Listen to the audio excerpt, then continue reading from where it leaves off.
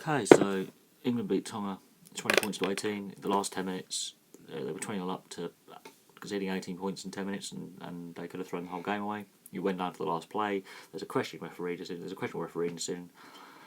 I would have uploaded this video earlier and done this video earlier, but didn't have any sleep last night, so I was up to watch the game, and then I fell asleep about 9 o'clock this morning UK time. So if you're over in Australia or New Zealand, I know you're obviously hours ahead. Then I woke up and watched the autumn internationals between Scotland and Australia, and Wales and the All Blacks.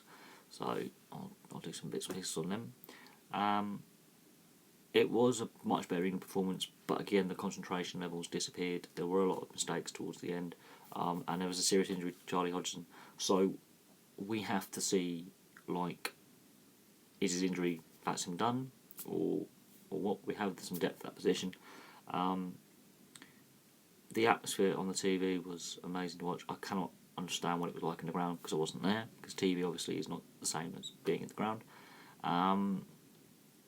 But from all accounts it was a raucous atmosphere, and it was just a sea of red, and the biggest crowd that Mount Smart Stadium has ever had since '95, so that says something.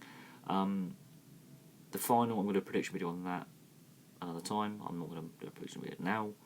I'll do that probably tomorrow. And there's been a lot of sport on today, so there's a lot to cover, and I'm trying to cover multiple sports for everyone on the channel. It's not just a rugby league channel, so there's a lot to do. But no, looking at the game, it was a physical counter, no holds barred. It was brutal, end-to-end stuff. But England, I had a very sticky spell towards the end that nearly cost them. And there is a debatable referee decision on the last play. I'll leave it up to you guys to decide whether it was a try or not. But I'll say this about Tonga, as I said about Fiji and Papua New Guinea and some of the other lower-ranked nations such as Italy and Ireland. They can also hold their heads up high, and so they did really well. And again, so it's a growing process, because Australia will not always be as good as they are now. There's a lot of players near the end of their international careers and playing careers playing at Australia right now. And I'm not quite sure if the next level of the younger players in the Australian setup and in the NRL are up the same level as Cameron Smith or Cooper Cronk. I'm not quite sure that their understudies are as good as them. We shall have to see how the younger players develop. But this crop of Australian players, this is near the end of their shelf life, and there'll be changes coming in the next few years. This next year will be a completely different Australian side, the year after. So this will be interesting to see. I'll do a prediction video on that tomorrow. It's late over in England. I know time difference in Australia, it's probably morning now. I've got a lot of sports to cover in the next few days.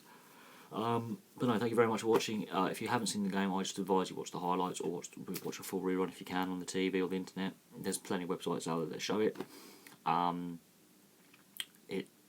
scoreline, I did say it would be close. It was a toss-up who could win it.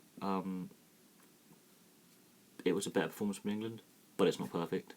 I'm not saying she needs to be perfect every time, but again, they did not play a full 80 minutes. They turned off a crucial period of the game. When you want to close the game out, Tonga score a try, then another, all very quickly, and it almost turned on its head, and that would have been the comeback from history, and the Mount Smart Stadium would have collapsed.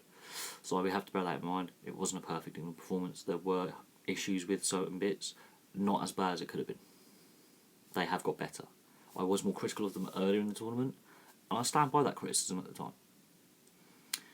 Obviously other people have been critical of them as well, the media, fans, pundits. There has been criticism of certain bits of this England side. But they have got better. Whether they'll actually beat the Aussies in the final is yet to be seen, and I'm not going to pass judgment on that yet. I've got to give my prediction and my view, because I'm completely independent of any media. I don't know. This is me, from what I see, and the Australian side look a lot more confident and more together, and less mistakes, and they're just a machine. So there's got to be a proper game plan put in place, and we've got to see, with Hodgson out with his knee injury, if it's out for the tournament, or they're going to assess it, because he did struggle off, and see that everyone's fitness levels. Anyway, thank you very much for watching. Please like and subscribe. If you were at the game, place some comments below, and I'll have some more videos for you in the next few days and over the next week. Thank you very much for watching.